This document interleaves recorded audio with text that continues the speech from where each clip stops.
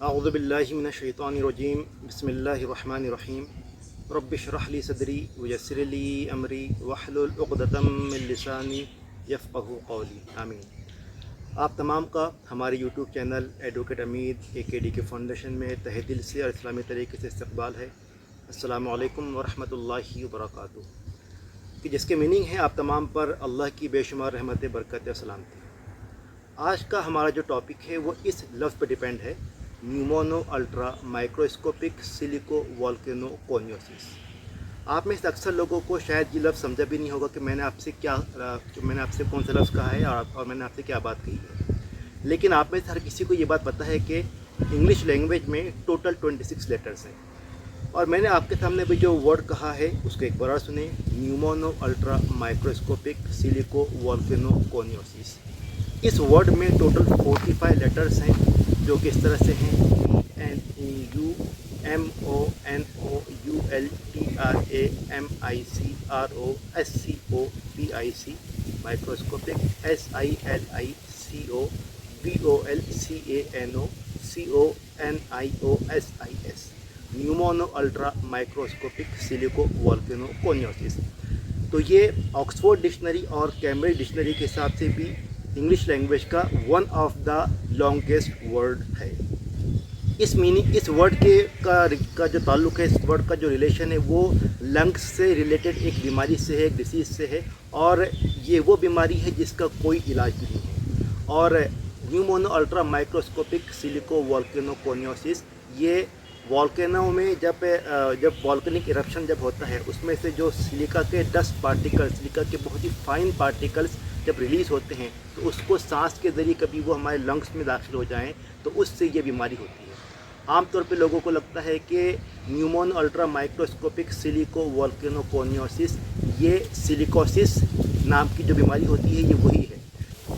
लेकिन सिलिकोसिस, जिसको हम लोग न्यूमोकोनियोसिस भी कहते हैं, इसमें और pneumono ultra microscopic silico volcano कोनियोसिस में बहुत बड़ा फ़र्क है।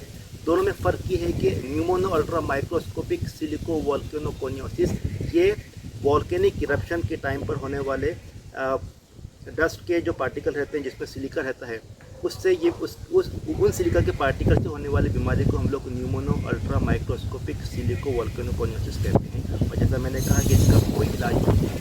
इसके बरक्स, इसके अपोजिट जो सिलिकोसिस नाम की जो बीमारी होती है ये भी डस्ट के सिलिका के फाइन पार्टिकल्स की वजह से ही होती है।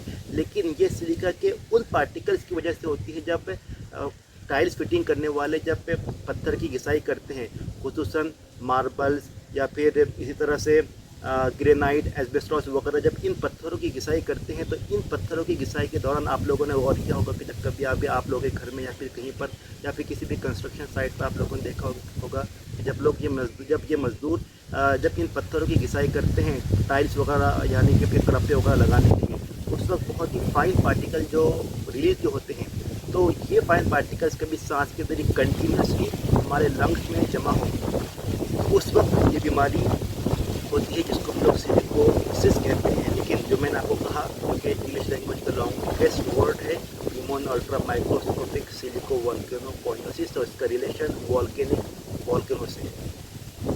लेकिन सिलिकोसिस जो बीमारी है ये बीमारी का भी कोई इलाज नहीं है। और पत्थर की घिसाई के वक्त आप लोगों ने जो स्टोन मिल्स होती हैं वहाँ पर आप लोगों ने देखा होगा कि वो लोग पानी का इस्तेमाल करते हैं ताकि जो डस्ट जो उड़ रहा है वो डस्ट उड़े ना।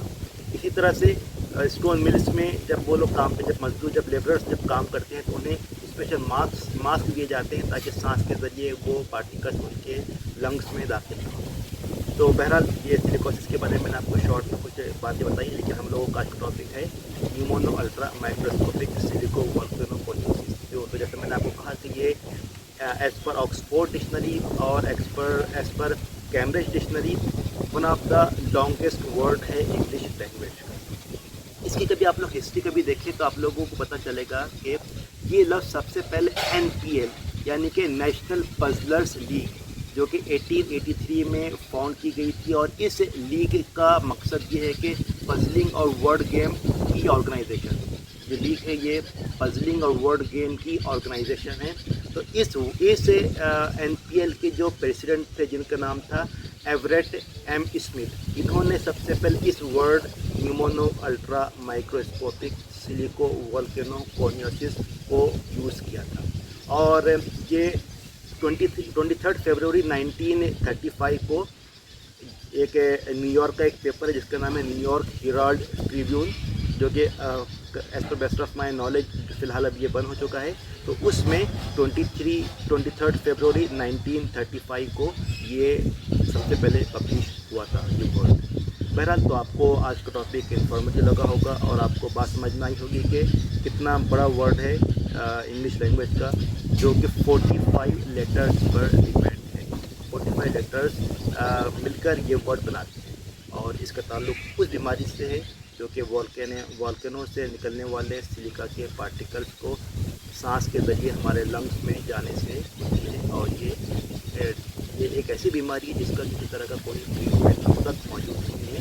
सेम केस है सिलिकोसिस का भी अब तक के कोई भी किसी भी किस्म का कोई ट्रीटमेंट अब तक नहीं मिला है। हाँ, हम लोग इसको कंट्रोल कर सकते हैं आगे बढ़ने से, ताकि इस पेशेंट को सांस लेने में जो तकलीफ़ हो रही है वो तकलीफ़ ना हो।